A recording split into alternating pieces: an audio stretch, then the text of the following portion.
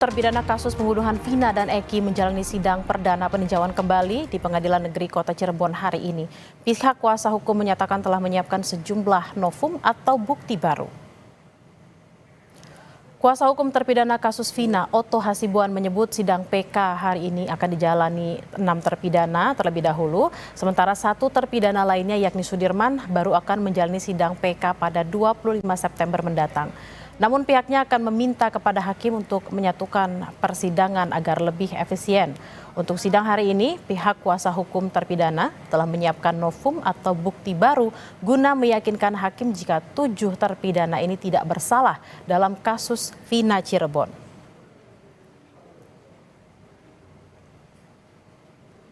Ya, jadi hari ini kita akan bersidang pertama untuk PK daripada PK-nya 7 terpidana. Sedangkan Sudirman itu sidangnya akan berbeda, ya. Itu tanggal 25 dia dapat panggilan.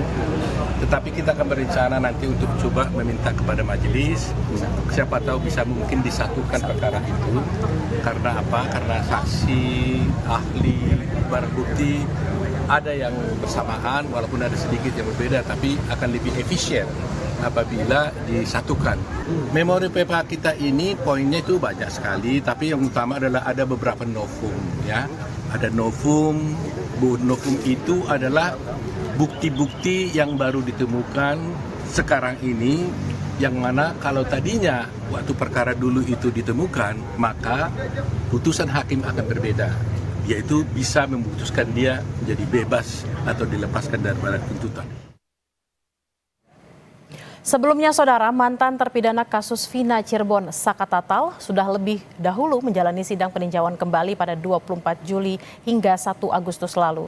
Pengadilan Negeri Kota Cirebon, Jawa Barat menyatakan telah mengirimkan berkas sidang PK Saka Tatal ke Mahkamah Agung pada tanggal 30 Agustus 2024 atau hampir sebulan setelah berakhirnya sidang PK Saka Tatal. Namun, Pengadilan Negeri Kota Cirebon tidak dapat memastikan berapa lama putusan tersebut akan dikeluarkan oleh Mahkamah Agung. PK /2024 Pengadilan Negeri Cirebon Junto nomor 16 Petsus Anak /2016 Pengadilan Negeri Cirebon atas nama Saka Tatal secara elektronik melalui SIP ke Mahkamah Agung RI pada tanggal 30 Agustus. Kami ulangi, pada hari Jumat tanggal 30 Agustus 2024. Kasus pembunuhan Vina dan Eki, saudara, terjadi pada 27 Agustus 2016 silam di Cirebon, Jawa Barat. 8 tahun berlalu, kasus ini kembali jadi pembicaraan publik usai film bergenre horor dengan judul Vina Sebelum 7 Hari tayang di bioskop. Dukungan untuk mengungkap secara tuntas kasus pembunuhan Vina terus bergulir karena menyisakan sejumlah kejanggalan, mulai dari penghapusan 2 nama DPO, penangkapan Peggy Setiawan yang dinilai menyalahi prosedur, hingga kesaksian palsu dari sejumlah saksi. Dalam kasus ini, 7 terpidana telah divonis penjara seumur hidup, sedangkan Saka Tatal sudah bebas dari bui usai divonis 8 tahun penjara. Untuk informasi selengkapnya kita akan tanyakan langsung kepada jurnalis Kompas TV Muhammad Syahri Romdon di Cirebon, Jawa Barat. Arai, apa saja novum atau bukti baru yang disampaikan para terpidana dan bagaimana ceritanya Sudirman akhirnya mengajukan PK? Ya, baik, Bella di studio dan selamat siang saudara. Memang hari ini adalah pelaksanaan dan dilakukan oleh Pengadilan Negeri Cirebon untuk 6 terpidana. Tadi sekitar pukul 9 pagi datang ke satu bus lapas yang membawa melaksanakan PK. 6 orang terpidana tersebut antara lain Hadi Saputra, Eko Ramadhani, Eka Sandi, Jaya Supriyanto, dan juga Rivaldi Aditya Wardana.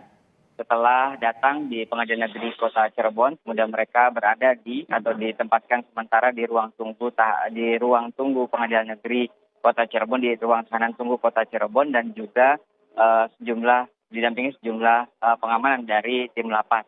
Tak lama kemudian, sejumlah tim kuasa hukum yang diketuai oleh Oto Hasibuan mendatangi Pengadilan Negeri Kota Cirebon yang juga bersama beberapa keluarga terpidana.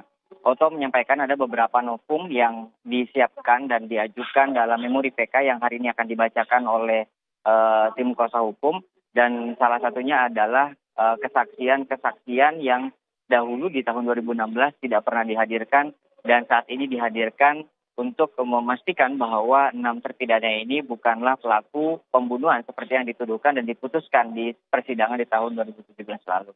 Kemudian tidak hanya tim kuasa hukum, beberapa pihak juga sempat menghadiri untuk menghadiri peninjauan PK yang dilakukan perdana hari ini.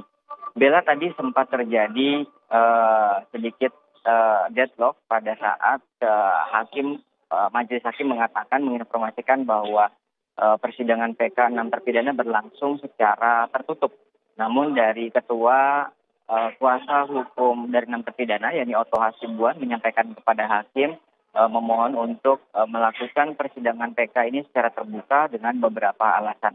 Bila melihat dari pernyataan hakim, sebelumnya hakim mengatakan bahwa ada pasal tentang asusila yang membuat hakim menganggap bahwa ini persidangan tertutup. Namun dari kuasa hukum terpidana Jutek Bongso yang menyampaikan konferensi pers tadi menyampaikan bahwa tidak ada alasan yang konkret karena pada persidangan di tahun 2017 itu diputuskan pasal 340 yakni pembunuhan berencana, dan tidak ada pasal asusila yang diputuskan di tahun itu. Dan juga mengingat di tahun 2016 menurut Jutek Bongso itu dilakukan atau persidangan dilakukan secara terbuka.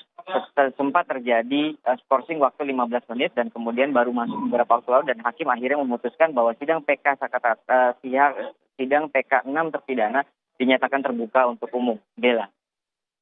Baik, sudah dinyatakan sidang akan secara terbuka, juga ada novum baru, salah satunya adalah kesaksian-kesaksian yang tahun 2016 tidak pernah dihadirkan. Lalu apa yang menjadi alasan Sudirman mengajukan PK, Arai?